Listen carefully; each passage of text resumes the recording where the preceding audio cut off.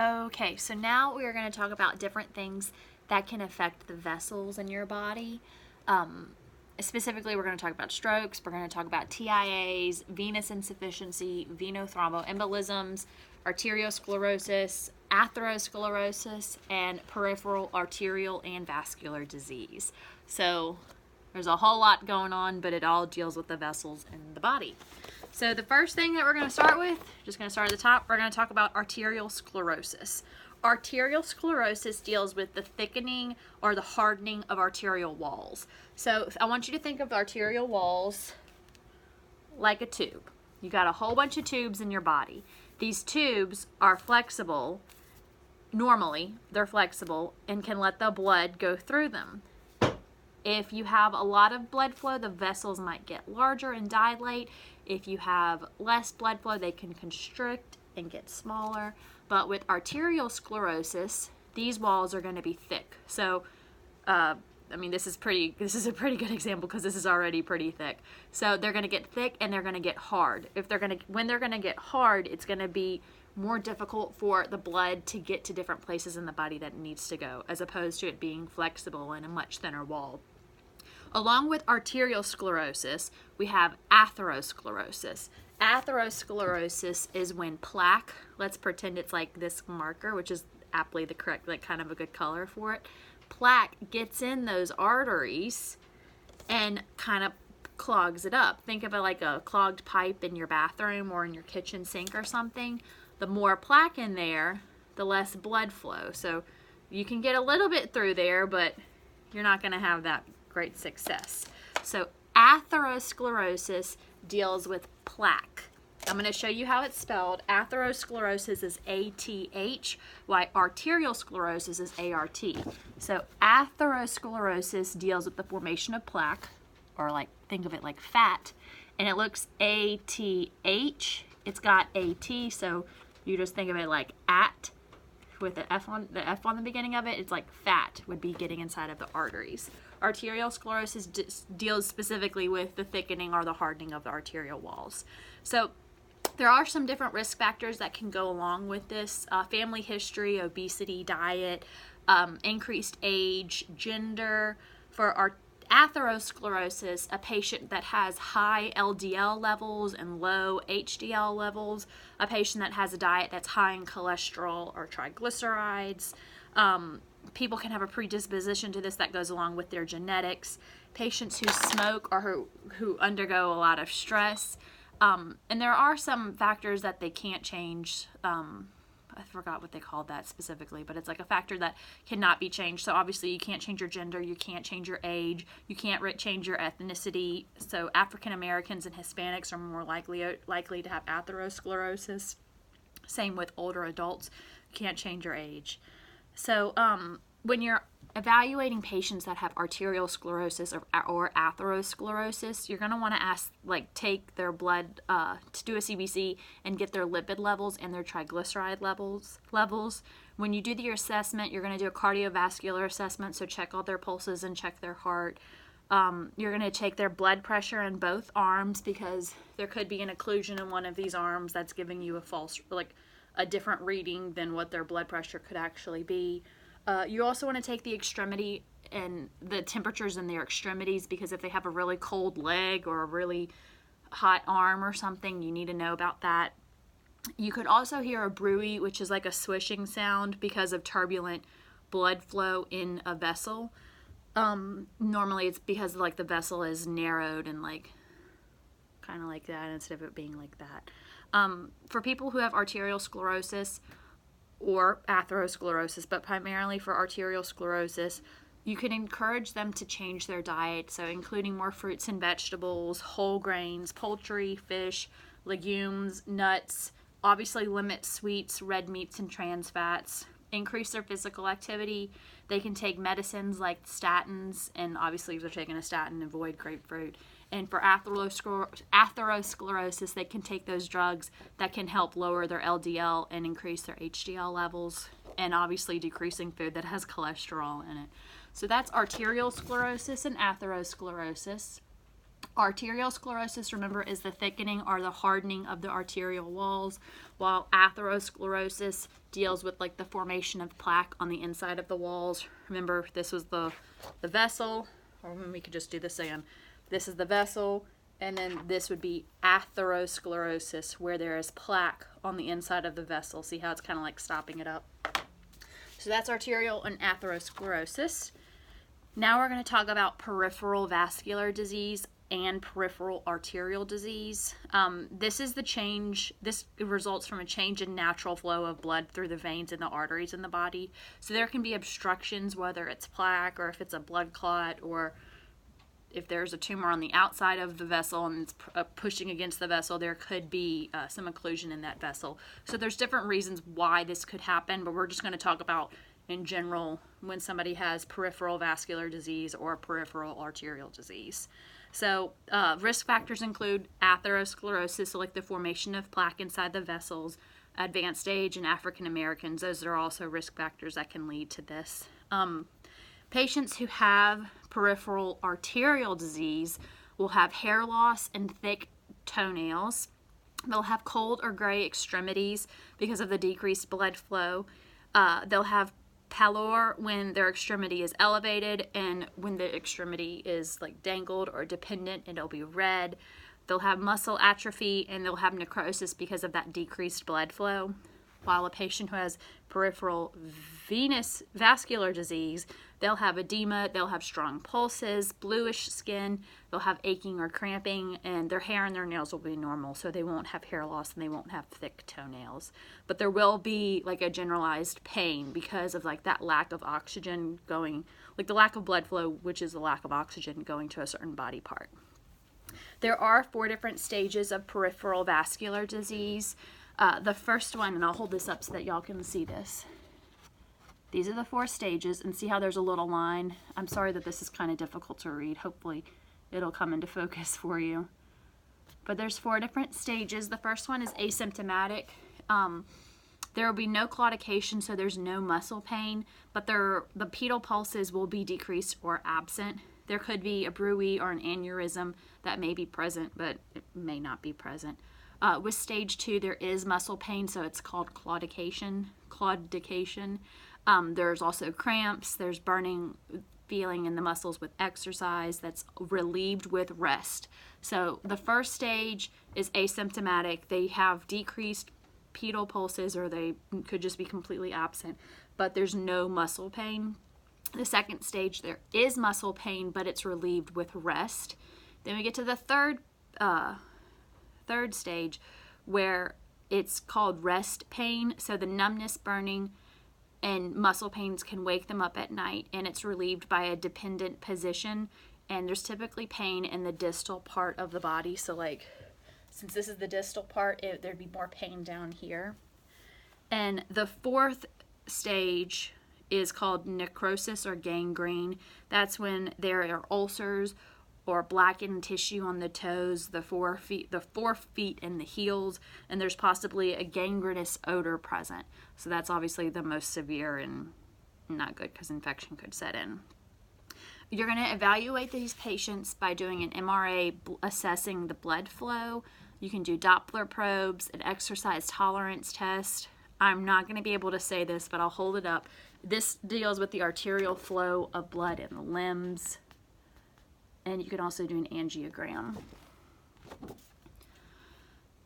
When you're assessing your patient, they could have an ulcer, and ulcers are different reasons why they could get an ulcer. They could have an arterial ulcer, a venous ulcer, or even a diabetic ulcer.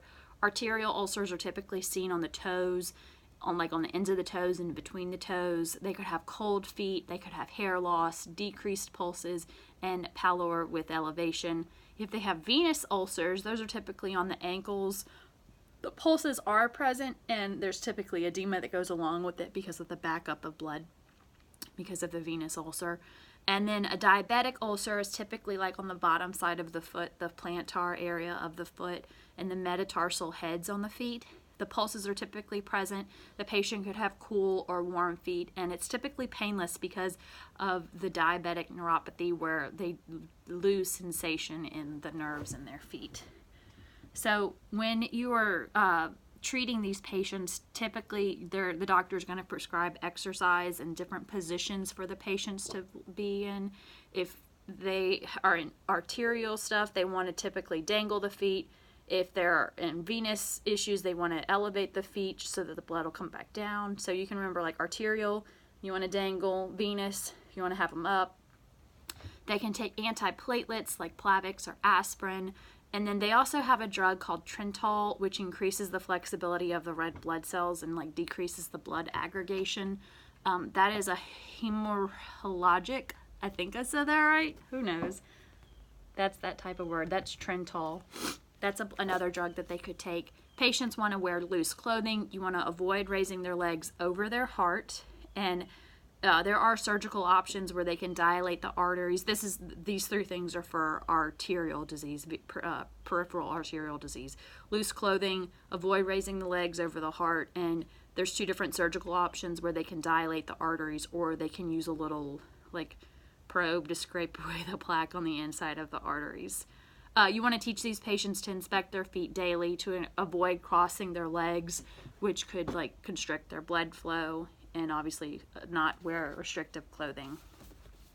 The next thing we're going to talk about is venous thromboembolism. So a thrombus is a blood clot, and an embolism is any substance that like breaks away in a vessel and can obstruct a vessel, whether it's a blood clot or like a little piece of plaque, or I don't really know anything else that can be in your blood vessel that could occlude something, but something that could get inside the blood vessel and occlude it is called an embolism. So if it's a thromboembolism, then it is a blood clot that is broken off and has moved somewhere else and is now stopping up stuff in that part of the body. So the symptoms of this are typically pain and edema. Pain because of the loss of blood flow, resulting in the loss of oxygen, and then edema because of swelling from like the backup of blood proximal to the occlusion. The risk factors include blood stasis. This can occur when a patient has been like bedbound or on bed rest because of surgery. So somebody who has had hip surgery, knee replacement, or prostate surgery. This can also happen in patients who have ulcerative colitis, who have cancer or immobility issues, who have heart failure, who are taking oral contraceptives, or people who are sitting in the sitting position for a long period of time. So like if they're on a plane, or if they're like a truck driver and they sit for a long period of time, this can happen there too. So there are different types of venous thromboembolism. There is phlebothrombosis, which is without inflammation, thrombophlebitis, which is with inflammation, and then a DVT, which is a deep vein thrombosis, and a DVT puts a patient at a greater risk for a pulmonary embolism, which we will talk about. But I'm going to show you what these words look like. Phlebothrombosis, thrombophlebitis, and DVT. So this one is without inflammation. This one is with inflammation. And remember how it's got the itis on the end? That's with inflammation. And then a DVT puts somebody at a greater risk for a pulmonary embolism.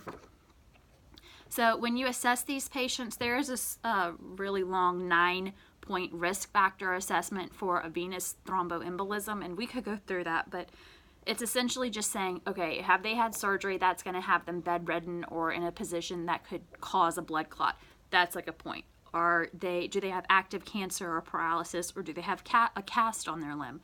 That's another point. Have they had a previously documented DVT? That's a point. So these different points can add up and show that this patient is at a greater risk for venous thromboembolism. And then there are certain things that they can do in the hospital that can help prevent a DVT or a blood clot or whatever. So they can take enoxaparin, which is Lovenox. They can put those compression devices on the legs to help constrict and then not constrict onto the legs to help increase blood flow. There's different things that the nurses can do, but this is that 9-point assessment. Hopefully it'll show up for you, but it's right there. You don't need to memorize that, but there is a way that you can assess it and say, oh, this person is at great risk for this. So typically these things are treated with anticoagulants. With anticoagulants, you need to be watching your patient's INR which is the international normalized ratio or something, but it has something to do with the time that it takes for their blood to clot. So whenever a patient's like on heparin, they're monitoring the INR so they can know like, oh, this person's clotting time is way too high. We need to take them off of the heparin, or this person's way too low. We need to give them like the antidote to heparin. So anticoagulants are a therapy that you can give your patient. Heparin is only used in the hospital because my clinical instructor actually said that he's seen somebody who like they overdosed them on heparin and they were like bleeding out of their ears, which sounds terrible, but I guess that could happen. With these patients, you can evaluate them using Dopplers, an ultrasound, and an MRI. This allows you to study the flow of blood through the vessels in the body, specific to the area, I guess, that you need to look at. With these patients, you need to have the anticoagulant antidote on hand. So, like, if they're taking an anticoagulant, you need to have vitamin K, which would be like antidote to it, on hand. So if somebody comes in and they're having an increased bleeding time or a decreased bleeding time, you need to ask them, hey, have you ingested a large amount of vitamin K, which is found in like broccoli and cauliflower, spinach, other dark green leafy vegetables, lots of healthy stuff, Brussels sprouts, liver, cabbage, kale. And there are some medicines that they need to avoid if they're taking heparin in the hospital. There's a whole list of them, but there are some herbs too. So like St. John's wort, ginkgo biloba, garlic, ginseng. I'll just show you the whole list because there's a lot of them down here. But those are things that you need to monitor for. So just know that when you're giving them an anticoagulant or like a blood thinner, as most like common people call it, you need to look at what their diet is and what drugs that they're taking and what herbal supplements that your patients are taking. Nursing interventions obviously include like leg exercises, the adequate hydration and compression stockings, or I think they call them VCDs, venous compression devices, TED hose, whatever it's called. It's the things that they can put on the patient's legs to help send that blood back to the heart to help prevent a blood clot.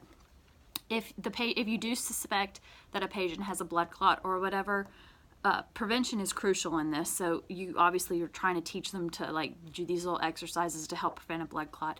But you want to teach your patient to not massage the area. If for some reason their right leg really starts hurting like deep down into the muscle, like a DVT, do not have them massage the area to make it feel better. You can have them apply warm, moist soaks to the area. That's okay. You can have them elevate their legs when they're in a bed or in a chair, but do not massage the area because you actually have a really great risk of dislodging that clot, which was going from a thrombus, which is just a blood clot hanging out one area, to a thromboembolism, which is moving through the body and could end up in their lungs. So with DVT, you do need to watch out for a pulmonary embolism, which they could have an increased heart rate, increased respirations, chest pain, cyanosis, dyspnea, hemoptysis, which is like they're coughing up blood, coughing, or an altered mental state. They could have a feeling of impending doom. And typically with a DVT, patients will only feel this on one side of their body, like on their right leg or on their left leg. They could have edema and it could be red and painful. And risks for a DVT, like we said earlier, are patients who are immobile for a long period of time, like if they've been sitting in a car or sitting in a plane for a long time, if they're taking oral contraceptives, or if they have some certain types of cancer. The next thing we're going to talk about is venous insufficiency. This leads to like a backup of blood in the body. It's typically from venous hypertension, so prolonged venous hypertension, I should say. Risk factors include standing or sitting in one position for a long period of time. So like surgeons in the operating room just standing there, teachers just standing in a classroom lecturing, office personnel sitting in their desk for all day, and obesity is another risk factor. Symptoms for venous insufficiency include edema, swelling, cellulitis, venous stasis ulcers, which have irregular borders and are chronic. They could also have status dermatitis, which is a red-brown discoloration from the ankles to the calves, and they will have strong pulses. For venous insufficiency, the main treatment is like compression devices. So you can have a patient wear an Uniboot or compression socks. If it gets really, really bad, you could have surgical debridement or topical meds that the patient can apply. And you also want to encourage your patients to elevate their legs 4 times a day for at least 30 minutes. You want to encourage your patients to eat vitamin A and C and eat high protein foods because this is going to help with wound healing. Wear those compression stockings as prescribed, but you do not want them to sit or stand for prolonged periods of time. Remind your patients to not cross their legs and to not wear tight or restrictive clothing. The next 2 things we're going to talk about, you may already know about stroke and TIA. A TIA is called a transient ischemic attack, and a stroke is a cerebral vascular accident. A TIA is like the precursor to a stroke. A TIA is an occlusion that's not permanent. They say it is a brief interruption of cerebral blood flow, while a stroke is like an occlusion. It is interruption of perfusion to any part of the brain. So think of the transient ischemic attack like a wreck on the interstate where out of the 3 lanes, 2 lanes are closed, so traffic can still get through. It's not forever. Those other 2 lanes will open back up, but traffic can still get through. There is some blood flow, but it still causes trouble. And then think of a stroke like the bridge or like the interstate completely exploded and there is no more road, so blood cannot get to the brain. So they're both medical emergencies. This one is going to most likely resolve itself. See, symptoms resolve themselves in 30 to 60 minutes. A stroke, I mean, you got to get to the hospital fast. So we're going to start with a transient ischemic attack. The risk factors are atherosclerosis, remember plaque inside of the vessels, smoking, drug use, obesity and a sedentary lifestyle, heavy alcohol use, birth control use, which is oral contraceptive, hypertension, diabetes, and increased cholesterol levels. The symptoms will include different things that relate to vision, to the mobility to vision, mobility, sensory perception, and speech deficits. So they will have visual deficits that are like blindness in one eye, blurred vision, tunnel vision, diplopia, which is double vision, which kind of makes sense that it's diplopia. They could have mobility deficits, which would be like weakness or ataxia. So weakness like a facial droop, hand grasp or arm or leg deficit. Ataxia, which would be like a disturbance in their gait. Sensory perception deficits would be like vertigo and numbness specifically in their face and a hand, arm, or a leg. And then speech deficits like aphasia and dysarthria. I did not say that correctly, but I'll show you how to spell it. It's slurred speech. I hope this shows up for you. These are the risk factors, by the way. Remember, TIAs, transient ischemic attacks, the symptoms typically resolve in 30 to 60 minutes.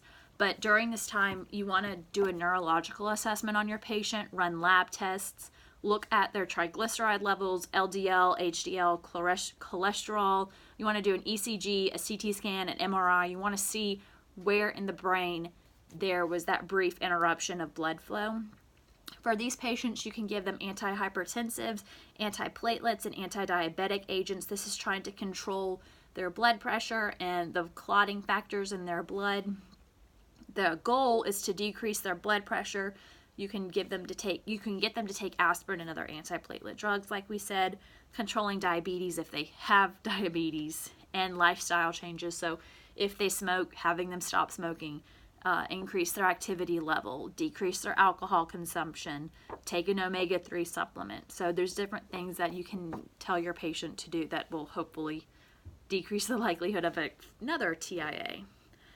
Well, like I said earlier, TIAs are like the stepping stone to a stroke. The TIA, remember, is like, these are the roads on the interstate, and these 2 are closed. Traffic can still get through, but it's going to be more difficult because there's only 2 lanes. A stroke over here is like the whole interstate's gone and no traffic can get through at all. Like, it's not good. So a stroke is called a brain attack. I think stroke, people kind of like, oh, they're having a stroke. But if you liken a stroke to a heart attack, it's more serious, and it's like, oh, we need to get to the hospital right now. They're having a brain attack. That's what our textbook at least said. So the risk factors for a stroke include hypertension, atherosclerosis, cardiac disease, vessel disorders, some genetic factors, if a patient smokes or is obese, if they use oral contraceptives, and if they're a heavy alcohol drinker. These symptoms of a stroke are sudden. They can have numbness and weakness, confusion, trouble speaking, trouble seeing, dizziness, difficulty walking, a severe headache with no known cause of vomiting. This headache can also be called thunderclap, which I think is just like a very severe headache that comes on very quickly. Seizures can also be a symptom of a stroke, specifically with hemorrhagic seizures. They can have facial drooping, like we said, arm weakness, speech difficulty, like slurred speech. And it also depends on where in the brain the stroke occurs, if it's on the right side of the brain or the left side of the brain. We'll talk about that in just a second. But with a stroke, there's two main kinds. There's one that's called ischemic, and this happens when there is an occlusion or a blockage. And then the second is called hemorrhagic, and this happens when there is like bleeding in the brain, like blunt force trauma, someone's been hit upside the head, or somebody's had an aneurysm that blows and there is a sudden gush of like a whole lot of blood in the brain. That's a hemorrhagic stroke. So ischemic strokes most likely are going to happen with like a blood clot or a dislodged clot from another part of the body that somehow makes its way to the brain. Those are ischemic strokes. So like we said earlier, I'll show you this real quick. See, ischemic deals with like clots or dislodged clots in the body. They're occlusive, while hemorrhagic deal with like active bleeding in the brain, like a hemorrhage in the brain. Who would have thought? So we're going to talk real quick about what's going to happen if the left side of the brain is affected or the right side of the brain is affected. If the right side of the brain is affected, it's primarily like the left side of the body that's going to be, you'll see the symptoms in. If the left side of the brain is, you'll see it in the right side. The left side of the brain and the right side of the brain deal with different parts of their cognition and their speech and their memory. So we'll talk about those specifically now. If they have a stroke or an occlusion or something happens on the left side of their brain, so I hope this shows up on y'all's viewpoint, but this is the left side of my brain. They'll have language deficits, so they could have aphasia, agraphia, or alexia. They could have possible memory deficits, the inability to discriminate against words and letters. They could have a visual deficit on their right side. So remember, if it affects their left side of their brain, it's going to affect the right side of their body, and vice versa. These patients who have a left-sided injury, like a left-sided stroke or hemorrhage or whatever you want to say, will exhibit cautiousness, anxiety, depression, worthlessness. They may have feelings of worthlessness. They're going to be quick to anger, but they will not have any hearing deficits. Now, on the right side, these patients, if they have a right-sided hemorrhage or stroke or aneurysm, or whatever you want to call it, they will have an impaired sense of humor. They'll be disoriented to time, place, or person. They'll have they will lack the ability to recognize faces. They'll have visual deficits, especially on the left side, so their left eye won't work. They'll be impulsive. They'll lack awareness. They will exhibit confabulation.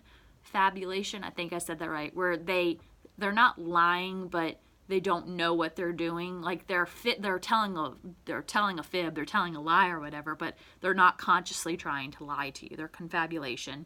They'll be constantly smiling. They'll have poor judgment, and they'll lose the ability to hear tonal variations. So remember how we said the left side of people, they have no hearing deficits. If they have an issue with the right side of their brain, they could have some hearing issues. So for these drugs, or for these types of brain attack or stroke, it depends on what type of brain attack or stroke the patient has will determine which drugs you give them. If the patient has an ischemic attack, like if they have a clot or a fatty plaque buildup in their brain, you're going to be giving them a fibrinolytic drug, which is going to help break up that clot. It's kind of like Drano. That's going to break up the clot in their brain. It's called alteplase. With this, you have to assess their blood pressure, and you need to stop giving them the drug immediately if they start to bleed. But this drug is really good for ischemic brain attacks because it does break up the clot that's in their brain. You can't give it to somebody who has a hemorrhagic brain stroke because those patients need bed rest. They possibly could need surgery. They don't need the clot buster because they don't have a clot. They have a hemorrhage going on in their brain. For ischemic patient, like patients who have an ischemic stroke, they're going to be on those anticoagulants for life. For all patients, you want to maintain their airway. You want to ensure hydration because the fluid electrolyte balance could become imbalanced. For all patients in general, teach them smoking cessation, a heart-healthy diet, exercise, light to moderate alcohol consumption. You can assess these patients using a CT perfusion scan, an MRA, and ultrasonography, which is a whole lot of words, but just things that you can know about. But here we go talking about the left and the right side of the brain, what's going to happen if they have an issue with the left side or the right side, and the different drug options for your patients. So that's it for things that can affect the vessels inside the body. I know that it was a lot, but I hope that helps.